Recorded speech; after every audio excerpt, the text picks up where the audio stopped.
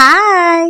ராஜ்மா பிரியாணி செய்கிறதுக்கு 1/4 கிலோ ராஜ்மா எடுத்து நல்லா கழுவிட்டு 8 மணி நேரம் ஊற வச்சு அதை உப்பு போட்டு வேக வச்சு தனியாக எடுத்து வச்சுக்கோங்க. குக்கரில் 4 டேபிள் ஸ்பூன் எண்ணெய் ஊற்றிட்டு அது நல்லா காஞ்சதுக்கப்புறமா பட்டை, கிராம்பு, ஏலக்காய், பிரியாணி இலை, ஸ்டார் பூ, கருப்பு பூ, 2 பெரிய வெங்காயம் போட்டு பெரிய வெங்காயம் நல்லா கலர் சேஞ்ச் ஆனதுக்கப்புறமா 4 பச்சை மிளகா, 4 தக்காளி, 1 ஸ்பூன் பிரியாணி மசாலா இல்லைனா கரம் மசாலா, 1/2 ஸ்பூன் மிளகாத்தூள், 1 ஸ்பூன் மல்லித்தூள், 1 டேபிள் ஸ்பூன் இஞ்சி பூண்டு பேஸ்ட், 1 கை அளவு புதினா மல்லி, 50 ml தயிர்.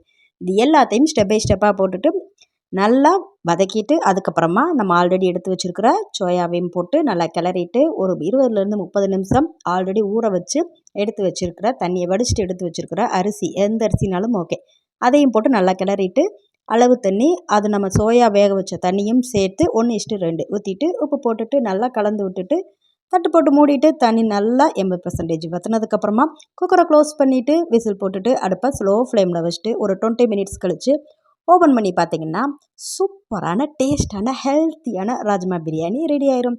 வீடியோ பிடிச்சிருந்துச்சுன்னா மறக்காமல் சேனலை சப்ஸ்கிரைப் பண்ணுங்கள். ஹாப்பி சண்டே, பாய்.